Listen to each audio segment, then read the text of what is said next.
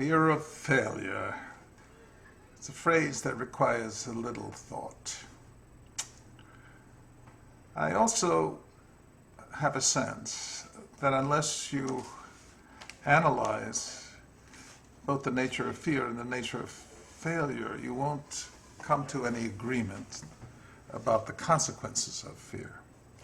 When I talk to students about the distinction between professionalism and personal development, I very often put it this way. In professional life, you must discover a kind of identity for yourself that becomes a sort of trademark, a way of working that is distinctive, that people can recognize. The reason for this is that the path to financial success and notoriety is by having something that no one else has. You know, it's kind of like a brand, one of my most despised words. So what you do in life in order to be professional is you develop your brand, your way of working, your attitude that is understandable to others. In most cases, it turns out to be something fairly narrow, like this person really knows how to draw Cocker Spaniels, or this person is very good with typography, directed in a more feminine way, or whatever the particular attribute is. And then you discover you have something to offer that is better than other people have, or at least more distinctive. And what you do with that is you become a specialist, and people call you to get more of what you've become adept at doing. So if you do anything and become celebrated for it, people will send you more of that.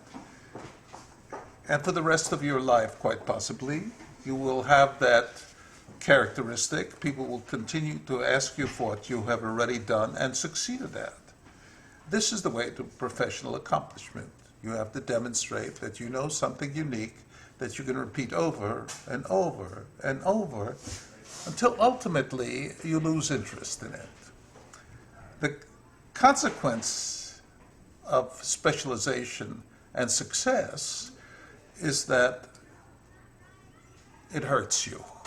It hurts you because it basically doesn't aid in your development.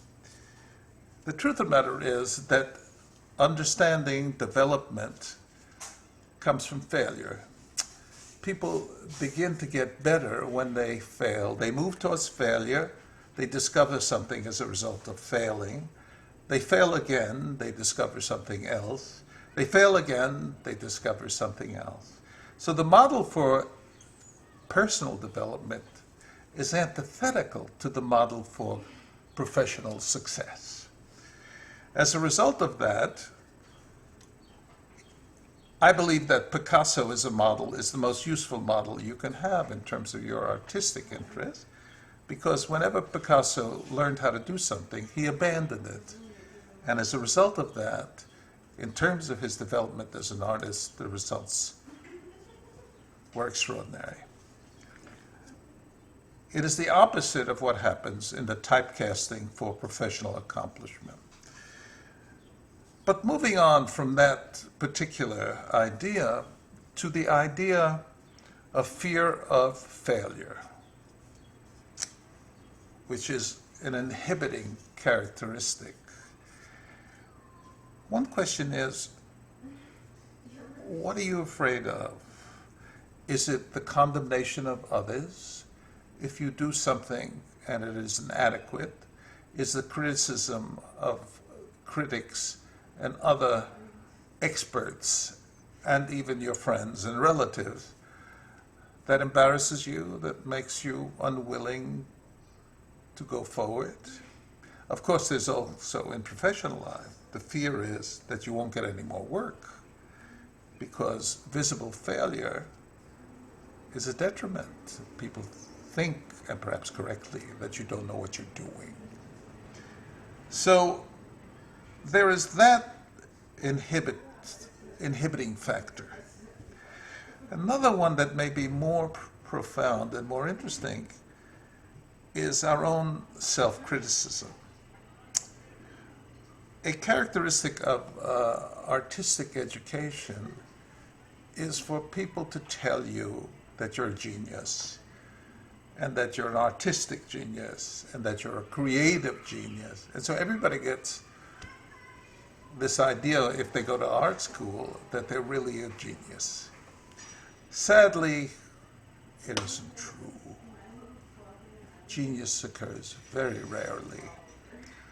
So the real embarrassing issue about failure is your own acknowledgement that you're not a genius, that you're not as good as you thought you were. And doing a project that is truly complex and difficult tests your real ability. And since we all have a sensitive ego, alas, within our confident facade, the thing that we most fear in regard to failure is our own self-acknowledgement that we really don't exactly know what we're doing. There's only one solution. And it relates to what I was saying earlier. You must embrace failure. You must admit what is. You must find out what you're capable of doing and what you're not capable of doing. That is the only way to deal with the issue of success and failure, because otherwise you simply will never subject yourself to the possibility that you are not as good as you want to be, hope to be, or as others think you are. But that is, of course, delusional.